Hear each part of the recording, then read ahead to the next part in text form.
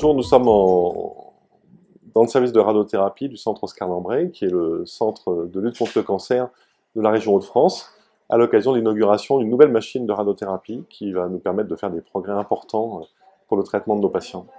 Une question d'accessibilité, que tous les patients qui en ont besoin puissent en bénéficier. Il y a une question de délai, donc que les délais ne soient pas trop longs, parce qu'un délai long, même si médicalement ça n'est pas toujours un problème pour les patients, c'est insupportable, donc réduire ces délais. Et puis il y a aussi la question d'augmenter les indications, c'est-à-dire que si j'ai un accès plus facile à une technologie, eh ben, je vais peut-être me dire, tiens, dans telle maladie, on n'a pas encore tellement employé, ce serait peut-être intéressant, et donc on va écrire des projets de recherche, écrire des projets de développement, les médecins vont travailler pour dire, bah tiens, on va voir si on va évaluer l'intérêt de ces technologies dans telle ou telle pathologie. On compte bien dans notre service, par exemple, développer le traitement des cancers de la prostate, comme on le fait beaucoup aux États-Unis actuellement, en 5 séances de radiothérapie stéréotaxique. En Europe, c'est très peu pratiqué, et donc on est convaincu qu'il y a une forte demande des patients pour des traitements non chirurgicaux, sans hospitalisation, avec peu d'agressivité, avec peu de séances, et qu'il faut qu'on se mette en situation de répondre à cette demande. On cherche à progresser sur le plan de la précision, des effets indésirables, etc. On cherche aussi à traiter des grands nombres de patients. En tout cas, c'est une problématique dans un hôpital comme le nôtre où il y a un flux très important de patients. Et donc, il y a aussi, j'ouvre des guillemets, il ne faut pas l'entendre mal, mais une question de productivité de soins quand même. Voilà. C'est des machines qui représentent, tout compris, de nombreux millions d'euros d'investissement. Et il s'agit que, face à ces sommes importantes qui, au fond, sont quand même consenties par la collectivité, qu'on permette un accès de qualité à beaucoup de patients pour soigner une population on traite un bassin de population, donc on réfléchit à ça. Et puis sont impliqués dans la réflexion les physiciens médicaux, puisque c'est eux qui vont faire toute la part physique de préparation des traitements, et ils ont beaucoup de choses à nous dire, à nous apprendre sur la robustesse, par exemple, d'un plan de traitement qu'ils vont préparer. Est-ce que ce que j'ai sur mon écran est tout magnifique, en 3D, est-ce que réellement je vais le délivrer à ce patient, ou est-ce que je peux vous garantir ça? Donc cette fiabilité. Il y a aussi une question de fiabilité de la machine, de maintenance. Il y a beaucoup d'enjeux au fond, beaucoup de questions qui se posent dans des choix technologiques. Pourquoi? Parce qu'une machine comme ça, on va la garder 10 ans, et qu'en 10 ans, beaucoup de choses vont changer. Donc il faut qu'on ait un coup d'avance pour pas qu'on soit obsolète dans 3 ans, ça serait dommage. Écoutez, on a la chance d'avoir un hôpital qui a beaucoup de dynamisme, qui est à taille humaine, donc tout le monde se connaît et travaille vraiment avec un très très bon élan pour implémenter les nouveautés technologiques et les nouveautés médicales dans l'établissement. On met en place à la fois le robot chirurgical, des nouvelles techniques de chirurgie, toutes les nouvelles techniques, tous les nouveaux traitements d'immunothérapie qui font tant parler, à la fois en raison des progrès considérables et aussi de leurs coûts, et puis donc les nouvelles techniques de radiothérapie qui sont cruciales pour améliorer le traitement des patients, améliorer la délivrance de la dose, diminuer les effets secondaires, essayer d'avoir une radiothérapie toujours plus précise et toujours moins agressive. Et donc là, les progrès sont réels. Et voilà, donc on est dans un élan effectivement porté vers l'enseignement et la recherche, puisque ça fait partie de la vocation de notre établissement.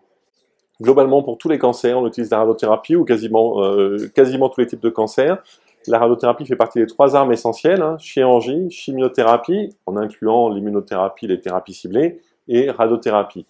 La radiothérapie, c'est un traitement qu'on va proposer soit seul, soit avant ou après chirurgie, soit avant ou après chimiothérapie, soit associé éventuellement à une chimiothérapie concomitante, donc tous les schémas sont possibles. Il n'y a pas de réelle différence. La radiochirurgie, c'est de la radiothérapie précise en une séance. C'est de là que vient ce terme radiochirurgie, parce que ça évoque un geste chirurgical, un traitement qui est fait en une fois et qui est très efficace. Et donc la radiochirurgie est une des formes de la radiothérapie stéréotaxique, c'est-à-dire la radiothérapie de haute précision.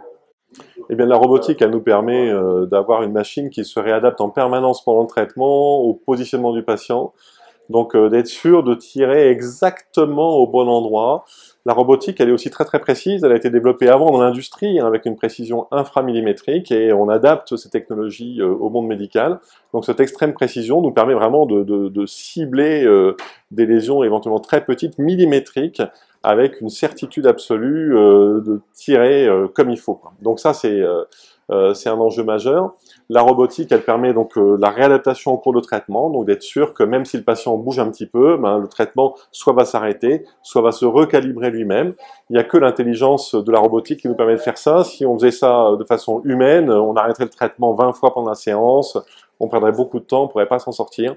Donc effectivement, l'alliance à la fois de l'imagerie qui est intégrée dans la machine, de la robotique et des progrès d'une forme d'intelligence artificielle, quand même, hein, c'est bien ça, nous permettent d'avoir maintenant ces nouveaux traitements qui sont à la fois rapides, efficaces, avec beaucoup de souplesse pour les patients aussi. Alors, les machines de demain ou d'après-demain, elles associeront probablement de l'image IRM à l'intérieur de la machine, ce qui aujourd'hui reste encore un enjeu très compliqué. Les premiers prototypes sont en train d'émerger. On pense que dans les 10, 15, 20 ans, on aura en permanence une image d'extrême qualité, nous permettant de vérifier à la fois la tumeur elle-même, de voir les mouvements des organes autour de la tumeur. Donc ça, c'est encore une possibilité thérapeutique importante.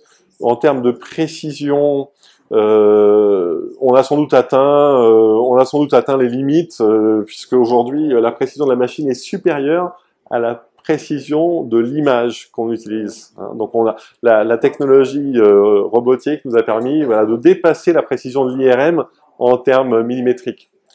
Donc on pourra difficilement gagner sous cet angle-là. Bah, écoutez, les choses changent beaucoup quand même, à la fois avec l'apparition de nouveaux traitements médicaux, entre autres les immunothérapies qui sont en train de nous faire vivre une vraie révolution dans le monde de la cancérologie. Pour l'instant, tous les patients ne peuvent pas en bénéficier, mais on imagine que dans les 10 ans, 15 ans qui viennent, ces traitements vont vraiment bouleverser l'ensemble du champ de l'oncologie. Ces traitements s'associent avec beaucoup de pertinence à l'irradiation qui elle-même développe les réponses immunitaires et donc il y a là des synergies à trouver. Il va quand même nous falloir des années de recherche pour découvrir, pour écrire ces protocoles, les évaluer, etc.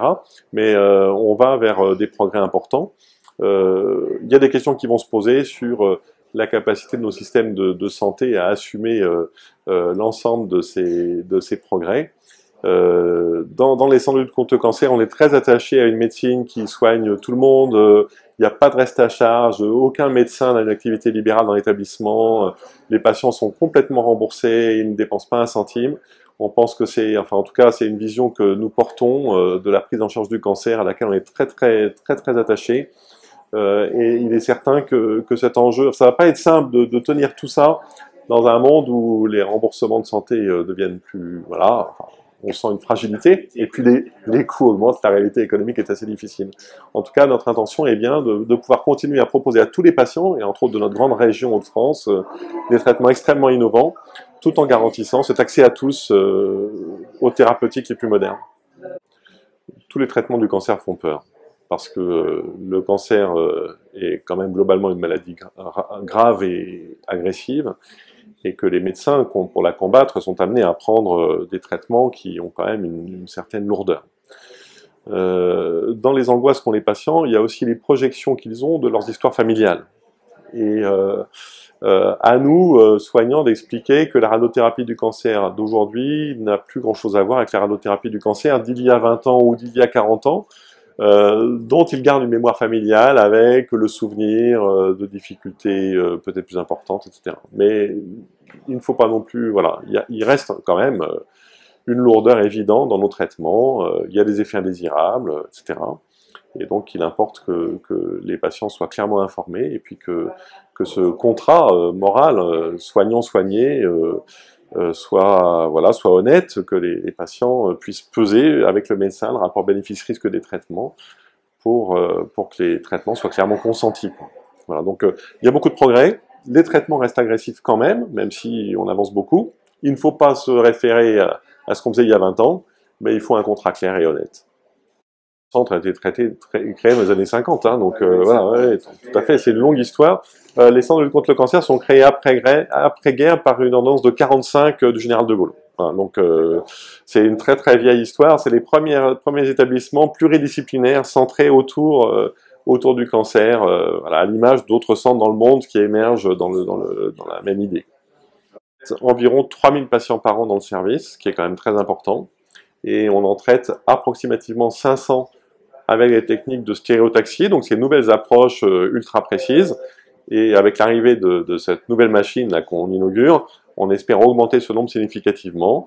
On aura la capacité d'en traiter beaucoup plus, je l'espère, et donc on verra bien ce qui se passe, mais probablement que ces technologies vont nous amener à traiter un nombre très conséquent de patients à l'avenir.